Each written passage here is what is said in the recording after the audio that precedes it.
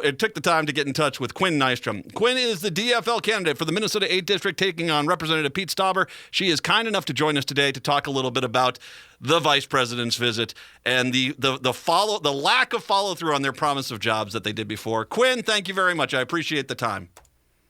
Thanks so much for having me. I'm happy to be on, Matt. I'm glad you're here, too. First of all, I just want to, because it's been a little bit since we chatted with you, how are things going for you up there in the 8th?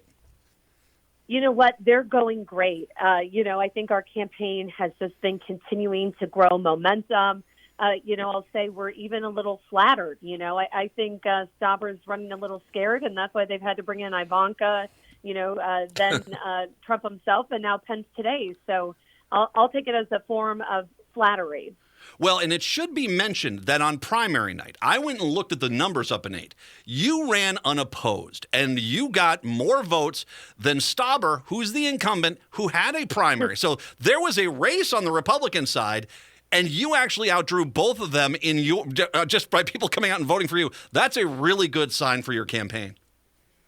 Absolutely. We were thrilled, to see that Stauber and his opponents' votes combined, we still got 5,000 more votes than them. And to me, it shows that, DFLers, independents, they are ready to see real change, and they want to see a people-powered politician and not a corporate-powered politician. I think we've gotten enough in the last 2 years of Stauber serving this district, and we'd like a change. Absolutely. Now, let's take everyone back in time. Pete Stauber's running. They brought in Trump. They kept saying, we're going to bring back all the mining jobs. We'll bring back all the mining jobs. And that was a big promise, because there were a few thousand jobs down in the mining industry up in northern Minnesota. Since then, it's through Trump's trade wars, pandemics, needless to say, not only have they not brought back the jobs, we actually have lost mining jobs. And there's no joy, there's no thrill in this statement. This is just a fact. The promise was made to bring back mining jobs. Not only have they not brought back the mining jobs, there's fewer mining jobs, and the reports are U.S. Steel has shut down 3 of their foundries. They do not plan on reopening them till the end of the year, which means those mine jobs are not going to be coming back anytime soon. Let's talk about this, because this idea that Pence came on in and his big banners behind him said jobs, jobs, jobs. So you guys promised this already. You guys have failed. 100%. This is their big promise. Not only have we seen these mines under the Trump administration and under Stauber's leadership shutter, but I think we have to be really honest, right? So, all the headlines coming out of, Pence's visit today says, he pitches jobs, as you said. The truth is, they also had about 250 supporters there who were not wearing masks, who were not socially distanced. And we have to be honest, this economy is not going to come back and thrive again until we can get the coronavirus under control. And the Trump administration has done a terrible job at handling this pandemic. So, no, people are out of work. They've lost their health insurance because it was tied to their employer. We have a real disaster on our hands, and they're not helping the case.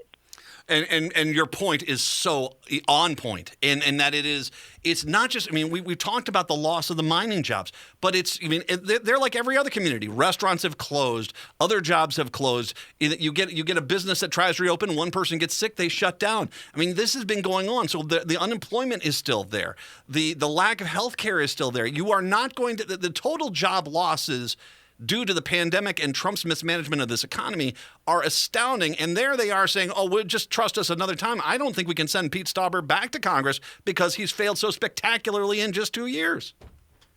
Exactly. I have said that, the 8th Congressional District cannot afford another 2 years of Pete Stauber. He's voted 5 different times not to lower the cost of prescription medications. He has voted against protecting with pre-existing conditions. And the two of them, they're trying to paint themselves as champions of workers. Well, need I remind people, when Stauber had the opportunity to support Minnesota workers, he chose to vote against the PRO Act. Yeah. And so I don't care about these photo ops and, words that they want to say from a podium. Their actions show a much different reality. I will say this, too, and your point about the fact that there was no face masks and no social distancing, They only had 250 people show up in Duluth. That should tell you their ideas are not exactly going on over very well. Quinn Nystrom, the DFL candidate for the Minnesota 8, I know you don't have a lot of time, but you brought up healthcare.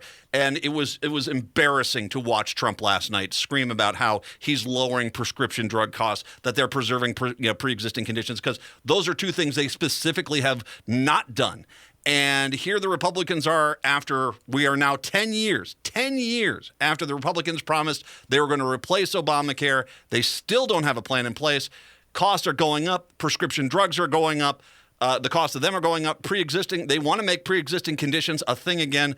The healthcare issue, Pete Stauber, once again, is bankrupt on this. This is why he needs these dog and pony shows with Mike Pence coming into town. The reality is he can't run on this because they have not only failed on jobs, they're failing on healthcare.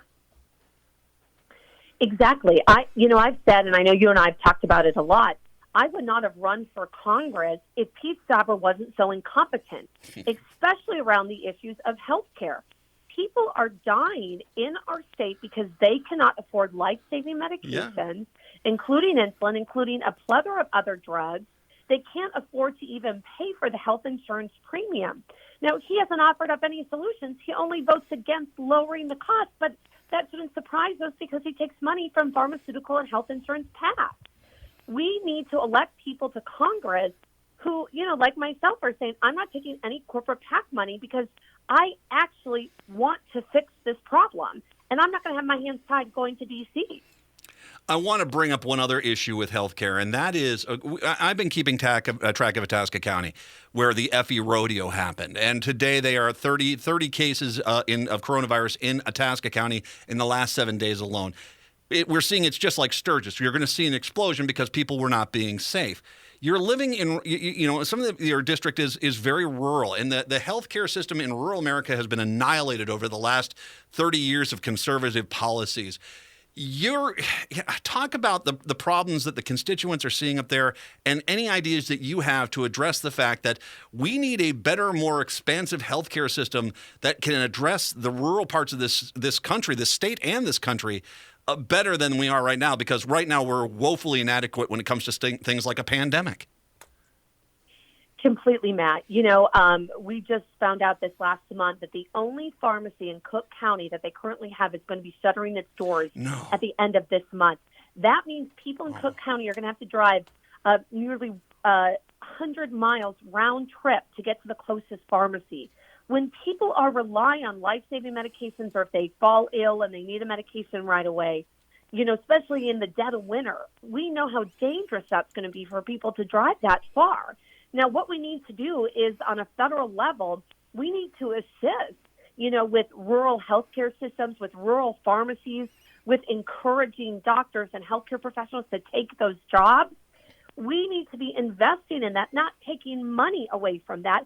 And also, as we know, mental health services, are not as common to be offered in these rural areas. And we know that we have, a huge mental health problem in our country and people getting access to care.